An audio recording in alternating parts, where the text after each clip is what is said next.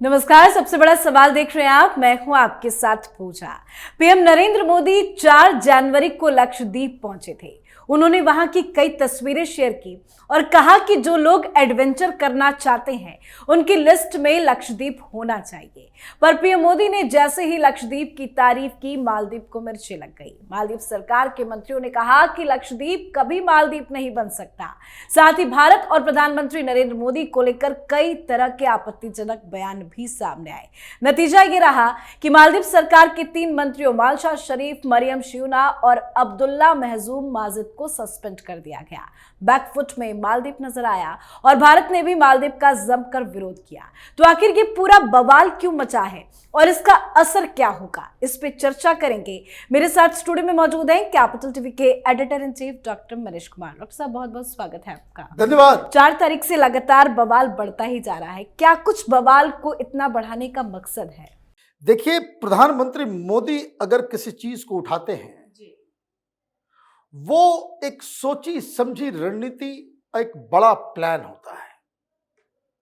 बहुत सारे लोग कहते थे ना, भाई अयोध्या में मंदिर बन जाएगा, क्या होगा, किसी को रोजगार मिलेगा, उससे लोगों का जीवन कुछ बदलने वाला है, एक मंदिर बन जाएगा। लेकिन प्रधानमंत्री की एंट्री हुई, आप देख रहे हैं वहां क्या क्या हो रहा है, ये सोच भी नहीं पाएंगे। लक्षद्वीप का मसला ये कोई नया नहीं है, मेरी बात सुन लीजिए। ये अभी लेफ्ट लिबरल कबाल, चाइनीज दलाल, आईएसआई के पेरोल पे पलने वाले पत्रकार, ये सब लक्षद्वीप लक्षद्वीप चिल्लाएंगे। क्यों? 2-3 चीज समझ लीजिए कि भाई लक्षद्वीप है क्या।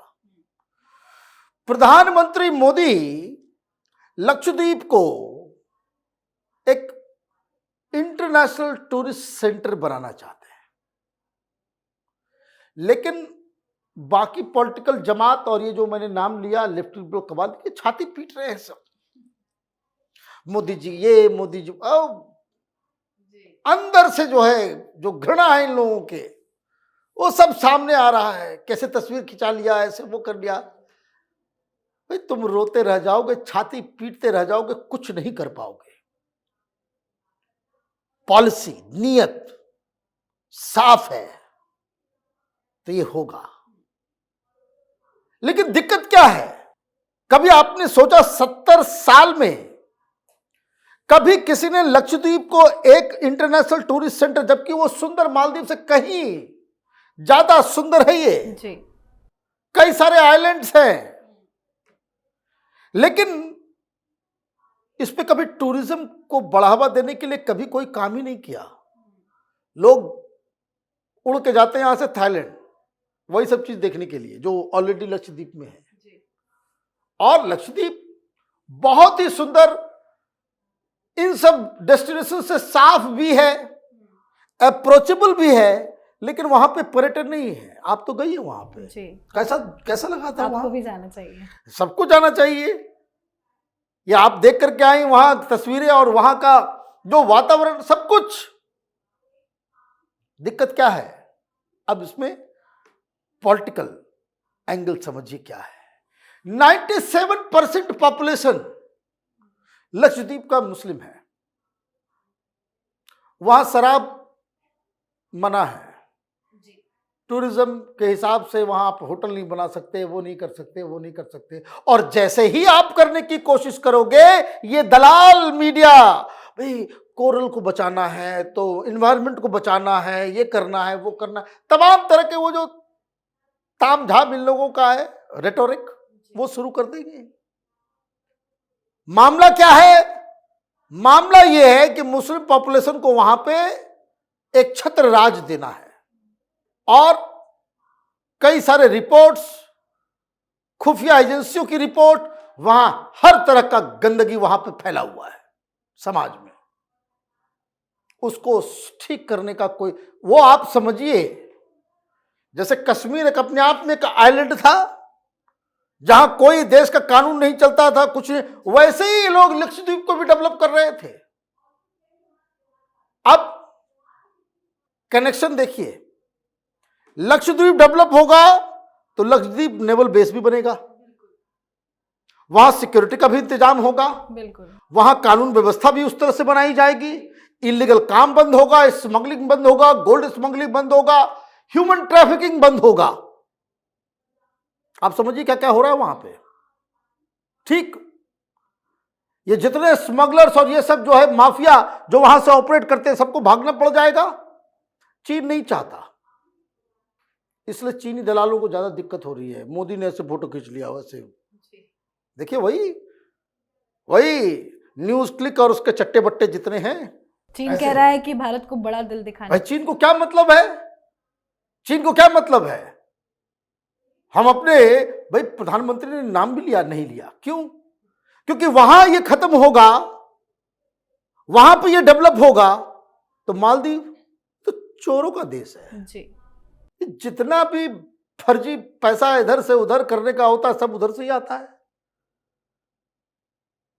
और सबसे बड़ी चीज मालदीव के बारे में कोई बता नहीं रहा, ये ISIS, इसमें दुनिया भर से किसी भी मुल्क से जितने भी लड़ाके गए वहां पे लड़ने के लिए, उसमें सबसे ज्यादा संख्या ये पिद्दी सा देश मालदीव, वहां से गए 250 के आसपास मारे गए, वापस नहीं आए, पता नहीं कहां गए उधर। अभी भी 50 के आसपास मालदीव के लोग वहां सीरिया के अलग अलग जेल में बंद हैं जी। तो इसका मतलब क्या हुआ, कट्टरपंथियों का वहां पे राज है। कट्टरपंथियों को कौन वहां पे ऑक्सीजन दे रहा है, पैसे दे रहा है, कौन उसको वहां पे मदद कर रहा है? तो वो मदद कर रहा है चीन। अभी का जो वहां का लीडर है जिसने फौरन माफी मांगी, क्योंकि तो प्रधानमंत्री मोदी है, ये कोई मनमोहन सिंह है कि कुछ भी बोल दो बच जाओगे। मैंने आप देखिए मनमोहन सिंह को यही नवाज शरीफ ने कह दिया था ना कि देहाती बुढ़िया है, जैसे देहात में गांव की महिलाएं जिस तरह से बातचीत करती है बस वैसे ही मनमोहन सिंह। कोई एक्शन लिया था इन लोगों ने? नहीं। प्रधानमंत्री मोदी, इलेक्शन का समय था, प्रधानमंत्री मोदी गरजे थे कि खबरदार देश के प्रधानमंत्री के खिलाफ ऐसा बात बोला।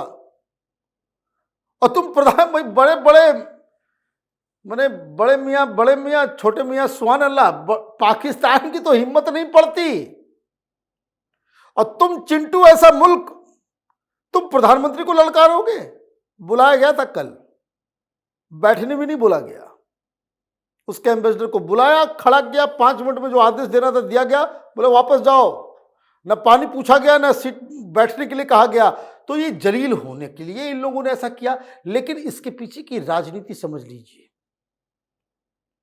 चीन नहीं चाहता कि लक्षद्वीप के ऊपर कोई उस तरह का डेवलपमेंट का काम हो, क्योंकि वो काउंटर बैलेंस कर देगा ट्रेड रूट के ऊपर जो चीन जो आधिपत्य जमाना चाहता है।